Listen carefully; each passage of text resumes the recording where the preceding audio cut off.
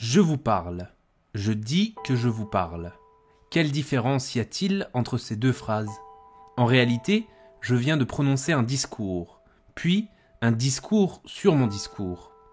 J'ai signifié par un ensemble de signes et de conventions, puis j'ai fait de ces mêmes signifiés un objet pour d'autres signifiés. Alors qu'est-ce qu'on peut bien appeler langage ? Est-ce que cela doit viser ce que l'on signifie ? Ou est-ce une pensée sur ce que l'on signifie ? Et surtout, en quoi le jeu vidéo Journey peut bien nous aider dans la compréhension de ce qu'est le langage ? Ma phrase « Je dis que je vous parle » est pour notre vidéo le point primordial afin d'appréhender le concept de langage. Nous pouvons nous exprimer et penser sur ce que nous exprimons. Et c'est bien la seconde possibilité qui permet de comprendre le langage. Attention, distinguons bien dès le départ le langage de la langue et de la parole. La langue est un instrument de communication d'une communauté particulière d'hommes dans un espace et un temps donné. La parole est encore plus spécifique puisqu'elle est la capacité physique verbale d'un individu lui permettant de s'exprimer. Tout ceci pour autant ne nous dit pas comment comprendre le langage. La difficulté majeure réside dans le fait que pour évoquer le concept de langage, il nous faut utiliser le langage. Comment peut-on définir une chose au moyen de la chose elle-même ? Journey me semble intéressant pour éclairer le concept en nous faisant passer par plusieurs expériences du langage. Au commencement, le joueur découvre les facultés qui lui sont données. Le personnage peut se déplacer, puis plus tard sauter et surtout émettre des sons et des signes. Rapidement, nous découvrons le premier sens du langage, presque évident dans un jeu, qui est celui de transmettre des informations. Le fait de donner un ordre au personnage virtuel est déjà un langage. Nous compulsons des données basiques et la machine s'exécute pour accomplir ce qui lui est permis de faire par le programme. Il s'agit ici de l'interactivité, c'est-à-dire du mouvement qui va de l'être humain vers la machine. L'homme veut, donc la machine fait, et les retours de la machine vers l'homme ne sont que l'expression de cette volonté convertie par le mécanisme, ici de la manette. Ce langage, parfois qualifié d'informatique, est l'emblème de son instrumentalisation. Il n'est alors qu'un pur outil et toute l'information transmise est univoque, c'est-à-dire que son sens est unique et universel.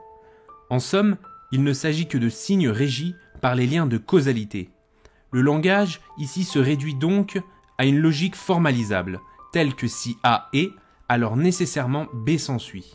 L'instrumentalisation du langage s'illustre dans sa transformation sous forme d'unité, telle que le langage binaire, où le bit, c'est-à-dire les chiffres 0 et 1, délivre la plus petite unité d'information manipulable par une machine. À ce stade, la philosophie oppose une autre vision dans laquelle le langage n'est plus seulement le socle d'une pensée, mais la pensée elle-même.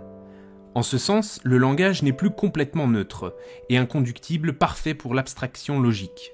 En effet, Journey montre aussi que le langage façonne son environnement comme il est façonné par lui. D'ailleurs, le monde poétique suggéré par le jeu semble même aller en complète contradiction avec le langage-outil. Ainsi, afin de pouvoir poursuivre son périple, le joueur est amené à activer certaines ruines. Cette activation s'effectue en faisant parler le personnage, puisque par le biais du son émis, un hiéroglyphe à proximité s'illumine. Bien qu'il s'agisse ici d'une interprétation, nous pouvons comparer cet acte avec la notion de langage performatif. En effet, en opposition au langage qui constate, l'acte de signifier n'est plus un simple discours, mais est aussi un agir avec un but et un effet. Cela est d'autant plus criant lorsque dire devient absolument nécessaire pour faire, par exemple, terminer une journée. Cette pragmatique du langage conserve toutefois encore un regard instrumentalisant sur le concept étudié. Le jeu propose une perspective encore plus complexe en y intégrant la possibilité de jouer en ligne avec d'autres individus.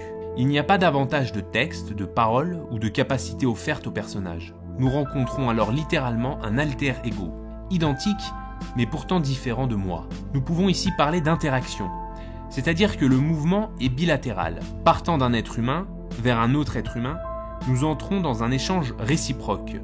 Mon seul contact, en plus de celui visuel, est le son que je peux émettre.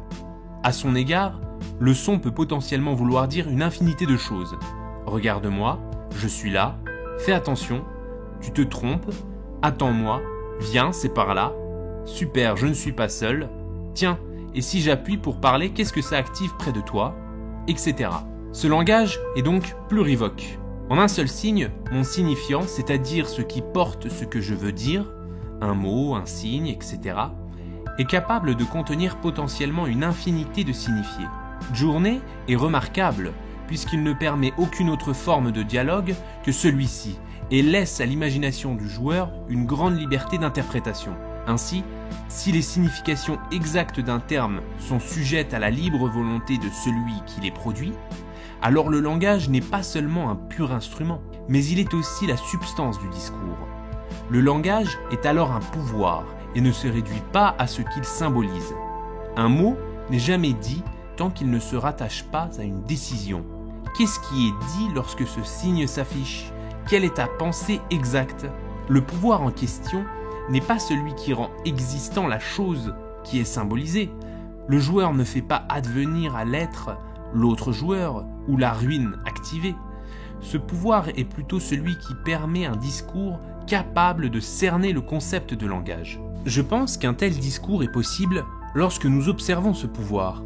Par exemple, quand nous avons du mal à mettre des mots sur ce que nous ressentons, cela n'est alors pas dû à une pensée indicible, supérieure à la pauvreté d'un mot, mais par l'impossibilité de décider sur l'identité de l'environnement, de ce qui nous entoure, voire de ce que nous sommes. Nous ne perdons pas non plus ce pouvoir lorsque nous cherchons à expliquer le concept de langage. Nous œuvrons dans l'identification de cette notion.